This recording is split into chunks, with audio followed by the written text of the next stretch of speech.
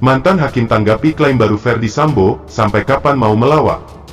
Namun sebelum kita lanjut, mohon luangkan jari Anda, untuk menekan tombol subscribe, like, share, dan komen, agar kami lebih bersemangat menyajikan berita terupdate setiap harinya. Mantan Hakim Asep Iwan Iriawan menyinggung pernyataan disampaikan kuasa hukum Ferdy Sambo, Febri Diansyah, yang menyatakan kliennya memerintahkan Barada Richard Eliezer, Baradae, untuk menghajar dan bukan menembak Brigadir Nofriansyah Yosua Huta Barat, Brigadir J. Coba tanya Sambo sampai kapan mau melawak, kata Asep saat dihubungi Kompas.com, Kamis tanggal 13 Oktober tahun 2022. Sambo, yang merupakan salah satu tersangka kasus dugaan pembunuhan berencana terhadap Yosua, melalui kuasa hukumnya juga mengklaim dia sengaja membuat skenario baku tembak usai kejadian dengan tujuan menyelamatkan Eliezer.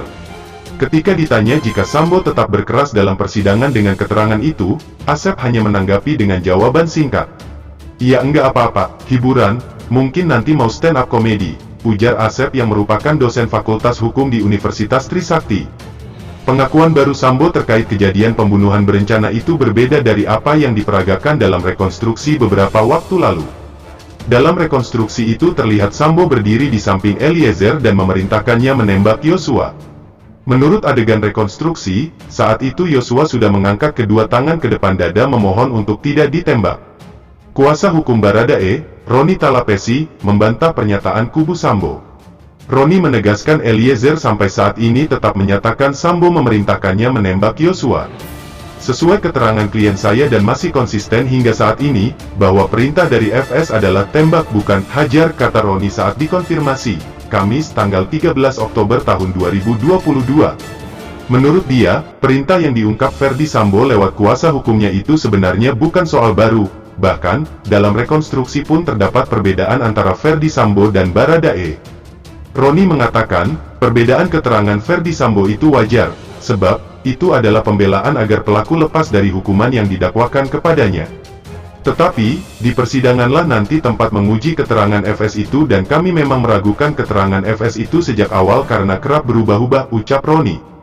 "Kami juga sudah siapkan bukti-bukti untuk menunjukkan bahwa FS adalah dalang dari pembunuhan berencana terhadap Brigadir J," kata dia.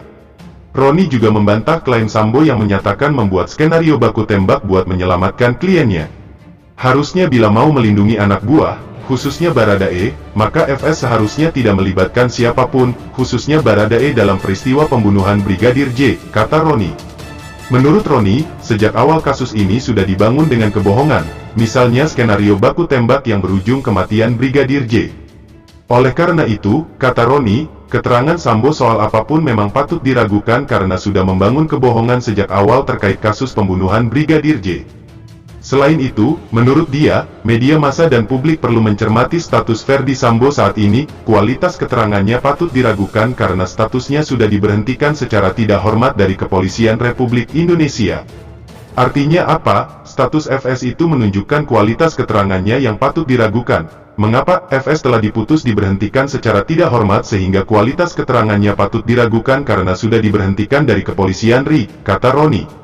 Rencananya sidang Eliezer juga digelar terpisah dari 4 tersangka lain, yakni Ferdy Sambo beserta istrinya Putri Chandrawati, Bribka Riki Rizal, mantan ajudan Sambo, dan Kuat Ma'ruf, asisten rumah tangga Sambo. Sidang Sambo DKK bakal digelar pada Senin, tanggal 17 Oktober tahun 2022, sedangkan sidang Eliezer akan digelar pada Selasa, tanggal 18 Oktober tahun 2022.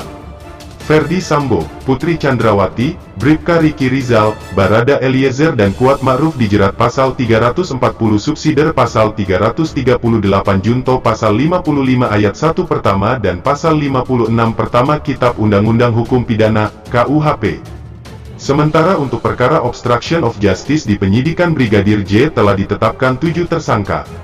Para tersangka itu adalah Ferdy Sambo, Brigjen Hendra Kurniawan, Kombes Agus Nurpatria, AKBP Arif Rahman, Kompol Baikuni Wibowo, Kompol Cak Putranto, dan AKP Irfan Widianto. Para tersangka obstruction of justice itu diduga melanggar pasal 49 Jo pasal 33 dan atau pasal 48 ayat 1 Jo pasal 32 ayat 1 nomor 19 tahun 2016 Undang-Undang ITE. Selain itu, mereka juga dijerat pasal 55 ayat 1 dan atau pasal 221 ayat 1 kedua dan atau pasal 233 KUHP. Mungkin itu saja yang dapat kami sampaikan. Jika ada salah kata mohon dimaafkan, karena kesalahan datang dari saya pribadi, yang tak luput dari salah dan dosa.